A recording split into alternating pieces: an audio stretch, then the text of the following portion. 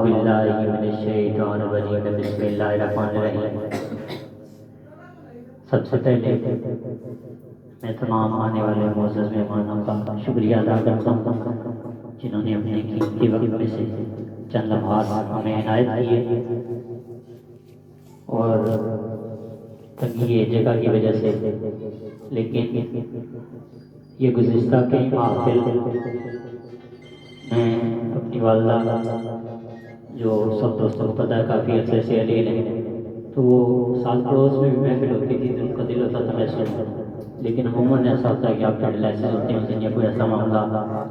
تو میں نے دوستوں سے مشورہ کیا کہ جگہ تنگ ہے لیکن پھر بھی میرا دل چاہتا ہے کہ میں گھر میں محفل کروں کہ میری والدہ اس کو سن سکیں، اور عموماً ہم محفلیں پڑھتے ہیں لیکن والدہ کو کبھی کوئی سنا نہیں سکے،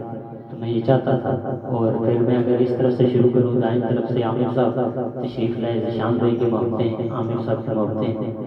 کہ ایک مہینہ پہلے آپ نے اس محفل کی ڈیٹ دی، اور خلیفہ صاحب کو میں نے 4 بجے آج فون کیا کہ جگہ میں نے بتایا، میرے ذہن میں ایک ہی بات چلی تھی کہ رہا مہمان بلائے تو بندہ پراپر اگر ان کی اس طرح بٹھا نہ سکے تو، لیکن عتیق بھائی، بلال بھائی،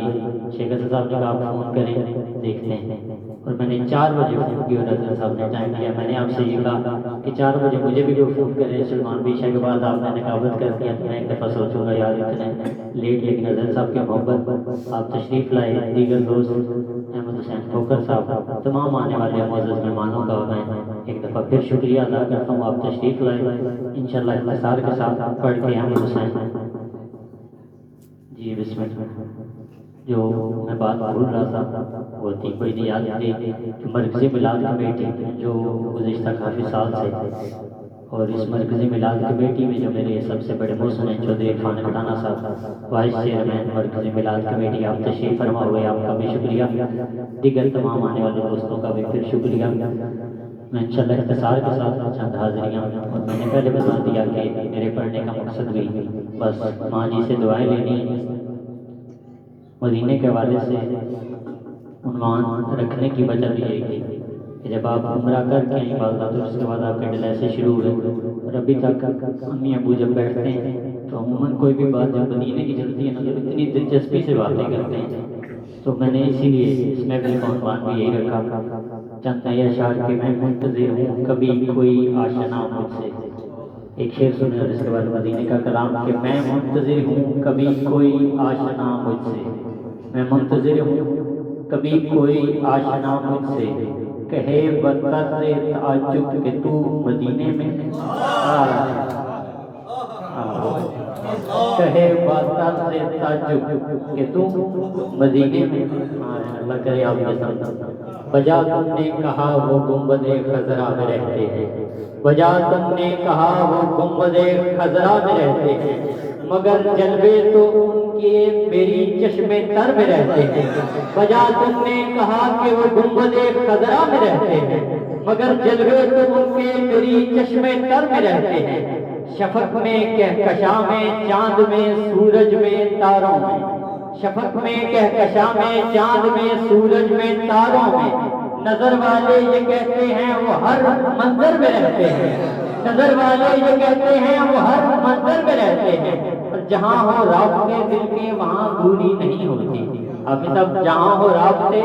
دل کے، جہاں ہو رابطے دل کے وہاں دوری نہیں ہوتی، اگرچہ وہ مدینے میں ہم اپنے گھر میں رہتے ہیں، اگرچہ وہ مدینے میں ہم اپنے گھر میں رہتے ہیں، مگر پھر بھی یہ ان کا کام ہے لے لے کر تڑپتا ہے، مگر یہ پھر بھی ان کا نام لے لے کے تڑپتا ہے، یقین ہے مجھ کو وہ میرے دل مضطر میں رہتے ہیں، امین ان شاعروں کیوں نہ پیغمبر نوازیں، قلم مصروف جن کے مدح پیغمبر میں رہتے ہیں،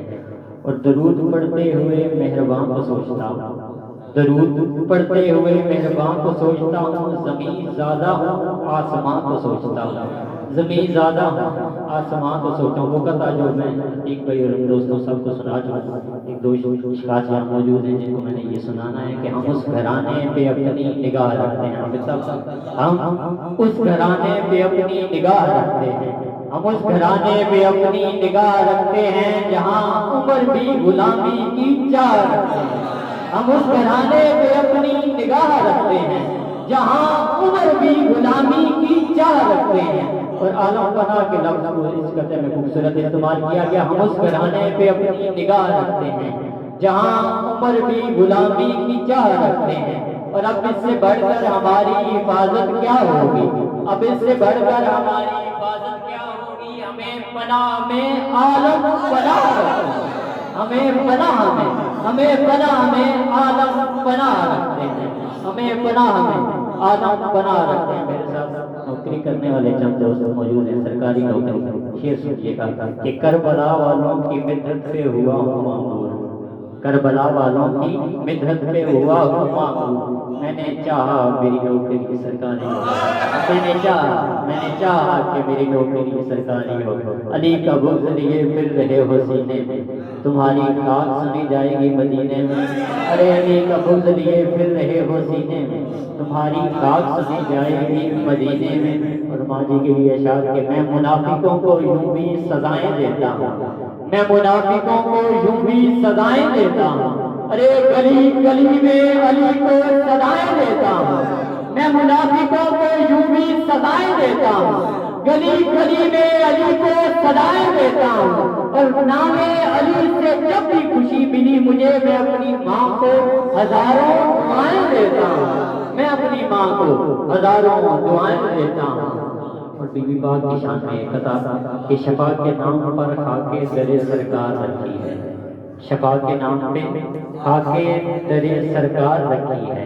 مریضوں آ کے لے جاؤ دوا تیار رکھی ہے، شفا کے نام پہ خاکے در سرکار رکھی ہے، مریضوں آ کے لے جاؤ شفا تیار رکھی ہے۔ اور جب سورج کی چمک دیکھی تو چاند نے پوچھا ارے بتا اپنی پیشانی در زہرا پہ کتنی بار رکھی ہے، ارے بتا اپنی پیشانی در زہرا پہ کتنی بار رکھی ہے۔ اور میں اس کو بتاتا ہوں پریشانیاں دل کی، میں اس کو بتاتا ہوں پریشانیاں دل کی، وہ ماتھا چوم کے کہتی ہے خدا خیر کرے گا، وہ ماتھا چوم کے کہتی ہے خدا خیر کرے گا۔ اور میرے والد آپ تو میں سنا دیتا ہوں، والد گرامی میرے تشریف فرمایا آپ کے لیے ایک شعر میں بلا جھجک کے یہ بات کہنے کے لیے تیار ہوں کہ میرے اندر جتنی خامیاں ہیں وہ میری ذاتی ہیں، اور جتنی خوبیاں ہیں وہ ان کے ساتھ رشتے میں ملی ہیں۔ یہ والد گرامی کا یہ جتنا کچھ میں کرتا ہوں، عرفان صاحب اکثر دعا دیتے ہیں تو اس کے آپ کام کرتے ہیں، یہ بس انہی کا صدقہ ہے، ان کے ہونے سے وقت ہوتے ہیں، باپ گھر کے درخت ہوتے ہیں۔ میں منتظر ہوں کبھی کوئی آشنا مجھ سے، اللہ کرے یہ یقین کرے دلوں کی تمنا ہے کہ میں منتظر ہوں کبھی کوئی آشنا مجھ سے، میں منتظر ہوں کبھی کوئی آشنا مجھ سے، کہے باز تعجب کہ تم مدینے میں، کہے کوئی طرز تعجب کہ تم مدینے میں۔ آپ کی نعمتوں میں ہمارے علاقے خوبصورت آواز میں آپ کا بھی شکریہ ادا کرتا ہوں کہ آپ بغیر کسی نوٹس کے ناظرین پیش کر رہے ہیں۔ نعرہ تکبیر، نعرہ رسالت، نعرہ حیدری۔ جناب احمد حسین ہو کر سوال میں اور اپنی حاضر پیش